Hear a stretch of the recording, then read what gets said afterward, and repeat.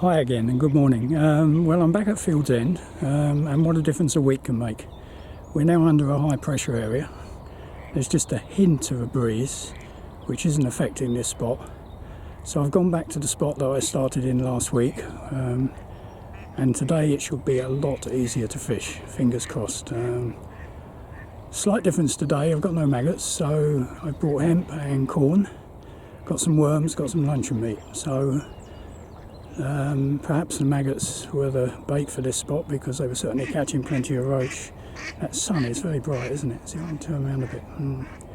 Yeah, the maggots were catching plenty of roach, so it'll be interesting to see how these alternative baits go. Anyway, enough chatting, time to start, so let's go. There's the female mallard. The two males were having a bit of a go a little while ago. That was obviously the reason. Anyway, no maggots today, so we're going to have to hope the corn does the trick, although I've got a bit of luncheon meat, got some worms and got some bread. So starting off with a single grain of corn, because I fed some hemp and corn in. I'm just waiting for the ducks to find their way in their little home. Right, okay. A bit further than that, I think. Oh, it's so much nicer not having that wind blowing in my face like last week. Look at that, it's so much easier.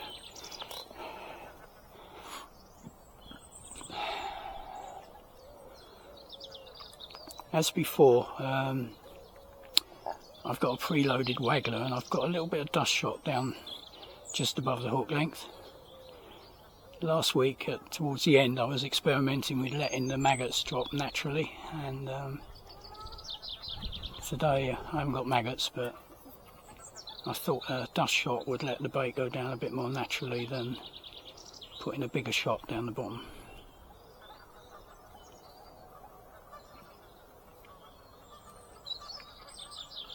Same rod, Gray's Prodigy Rover Float, same reel, Avanta.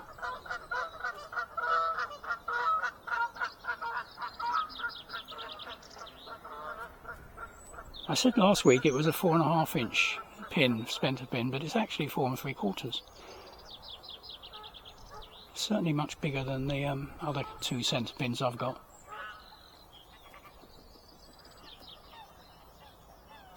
Something's interesting. The float just dippled a bit. Not a lot. As I say, I put some hemp out and I put some corn out, and we see how we go. I'm still on the 16 hook and 4 pound hook length, so I'm fishing reasonably light.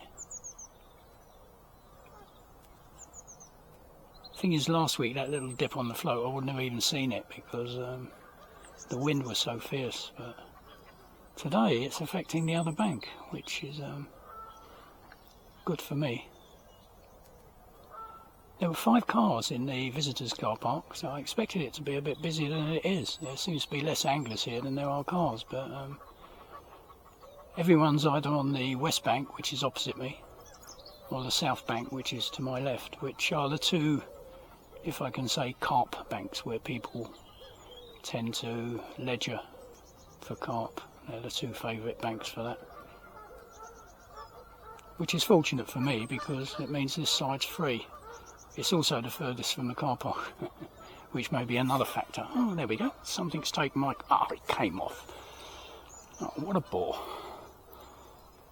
What a bore. Probably a roach, didn't feel big.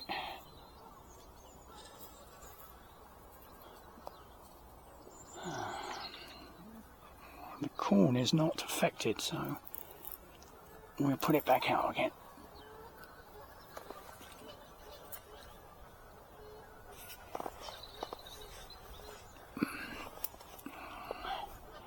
Well, that's promising at least. At least they're interested in my bait. And it was a good bite. It went under. It wasn't a messing around. It disappeared. So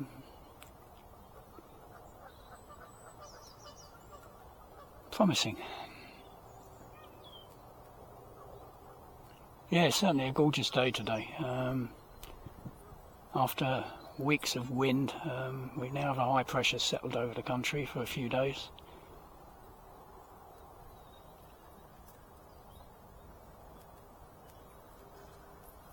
I do love float fishing when the surface is calm like this. It's so sort of relaxing, whereas last week it was just a struggle.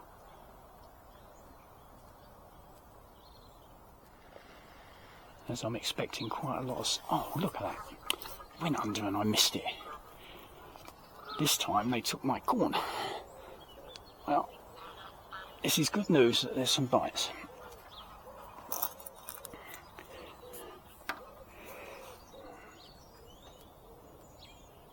I've only got 16 hook on, so when they take that corn, I would have thought there's a good chance of hooking them, but they must be rejecting it fairly quickly.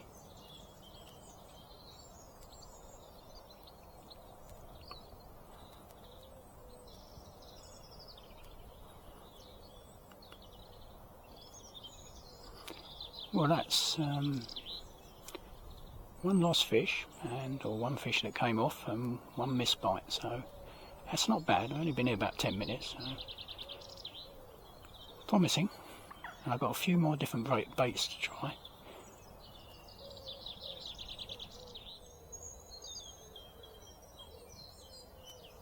I don't know if you can see that bird in the reeds there. I'm not sure what it is, but it's pulling all the sort of cottony stuff off those bulrush stems. Obviously nest making. You probably can't see it on this camera.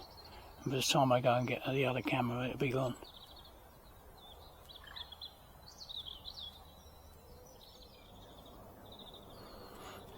In the summer, you often you get a lot of carp in this corner, even though everyone fishes on the other side. But you do get quite a lot of carp, and they cruise around on the surface in this particular corner. And on a good day, you can tempt them with some floating crust, or if you prefer the dog biscuit approach.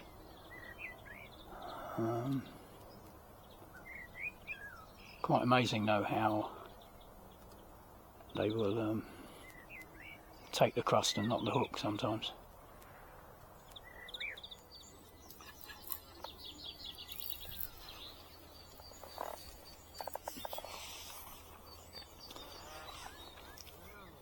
Well, I can't hit the bites on corn. I was getting them, but they're going under, but I can't hit them. So I've put a bit of punch bread on. See if that works miracles.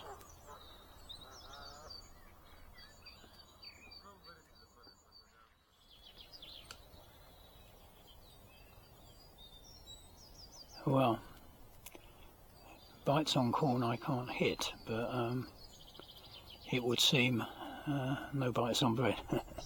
Mind you, I haven't introduced any bread. Perhaps I roll up some bread pellets and introduce them. Just get the fish used to them.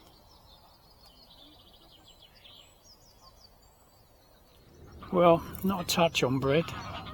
Used to be one of the best baits for me here, bread, so it's a bit odd really, but it's possible that it's fished so much now and fish have become used to other baits. Anyway, now I'm trying a bit of a luncheon meat, and that's worked for me in the past. And unusually for me, it's one of these fishing bait luncheon meats. Normally I just buy ordinary luncheon meat, but this is one of the flavoured ones. And I put a small cube on. The roach, I've caught roach on luncheon meat here before, so let's see if that does anything. If not, I'll go back to corn and see if I can hit the bites I was getting, if I still get them, because I just could not make contact. The float was going away, but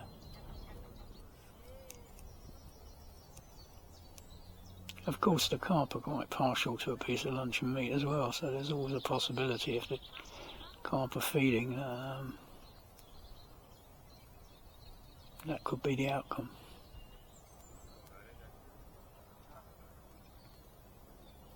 I've long since given up trying to catch tench here. I used to catch tench regularly here, but for the last few years I haven't seen one.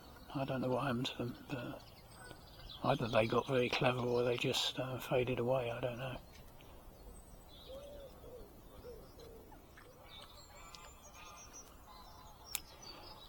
I went back onto corn and didn't get a bite, so it's obviously whatever was feeding earlier has now stopped feeding, and there's a lot more noise around the lake now, unfortunately. But what I decided to do, I put another bit of luncheon meat on, this flavoured luncheon meat. Not a big bit, but a reasonable piece of luncheon meat. And I thought, if I've got to play the waiting game, I might as well wait for something decent to take the luncheon meat, because nothing was touching the corn. So if something comes along, maybe a small carp or something, or even a roach have taken luncheon meat. But I thought, if I'm just sitting here waiting, watching an idle float, I might as well put a decent bit of bait on. So if anything does arrive, it might be worth having. I'm into my last hour and things aren't really improving much. In fact, I haven't had a bite for ages, or even the bites I can't hit. So it's not looking too promising today, I'm afraid. It's been nice sort of sitting here and watching the wildlife. We've got the Canada geese, which you probably didn't see in the video, but you can hear them, I've no doubt. There's some mallards been coming in and out the reeds on the right there. I'm not sure what that bird was plucking off the cotton off the bulrush heads, but I'll have to check that when I get home. Perhaps put a little note on the video. I did try to film it with my camcorder, but the trouble is these modern camcorders are all autofocus, and if there's a reed, if you go on zoom, and if there's a reed in front of the subject, it focuses on the reed and not the subject. You can do it manually, but I didn't really have the time to work that out, so not sure if I did get a good shot of that. But anyway, so we've had wildlife. There's a grebe popping up now and again. I did try to film it, but every time I go to film it, it disappears and it comes up about 40 yards in another direction, so pretty tricky things to film, really. Well, the grebe has just popped up right in front of us there. I'd like to... oh, he's gone again. I'd like to have got him on the other camera where I could have zoomed in, but as you see, they pop up and they pop down again, and you don't get a lot of a chance. I've just had a bit of a bad cast, really, is the best word for it. The breeze caught the line, and the float is now, you won't be able to see it on this camera, I'm sure, but it's literally about 2 inches from the reed, so I'm leaving it there just to see what happens. A piece of sweet corn on it, so often if you fish close to the reeds and if there's a carp around that is feeling inclined, sort of poke its nose out the reeds without going into open water. Although I'm not sure they're in there at this time of the year. I've not seen any knocking on the reeds. You know, when they get in there, you can see the reeds knocking around, and you know they're in there. But I haven't seen any of that today. So anyway.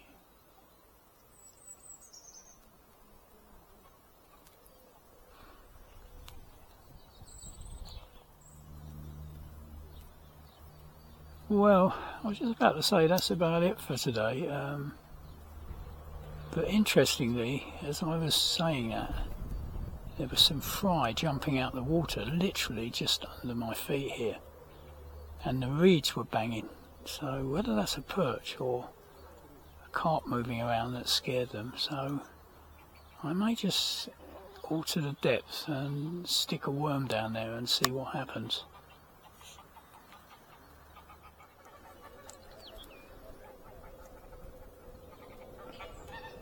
Oh well, if there was a hungry perch down there, I think it would have grabbed that worm by now.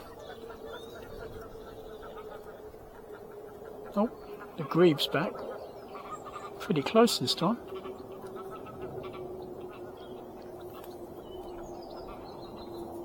Perhaps that's why the tiddlers were jumping out. Perhaps it was down here and I didn't know it. Ah, dear. Who knows? Well, it's just coming up to 2, and I was going to pack up at 2, so I think this is my last sort of desperate effort to catch a fish today, but it hasn't happened. So yeah, it's a strange place this, because obviously it meets the description of a commercial, but it's by no means easy. It's easier in the summer, obviously, when the fish are more active, but it challenges you. It does challenge you. As I say, I've had plenty of blanks here in the past, but I had some really special days as well, so that's the way it goes. No, I don't think there are any Mr. Perches down there ready to grab my worm, unfortunately. Well, as predicted a little while ago, that was a blank. Pity really, because I got the spot I wanted. The conditions were really very good. Certainly when I started, there was no wind in this corner. I had a fish on first cast, which came off, nothing big, but it seemed to suggest I was going to have at least a bit of sport with some roach or something. But after that, absolutely nothing. I missed a number of bites on corn and on bread, although I think it might have been false bites in some cases. I think the line might have been pulled by a submerged reed, which gave that sort of slow sinking, which was very uncharacteristic of a fish bite. So perhaps I was just fooling myself. But so there we go. A bit of rubbish really, but there we go. Can't always catch, I suppose, but today I really felt quite positive when I got here. But there it is.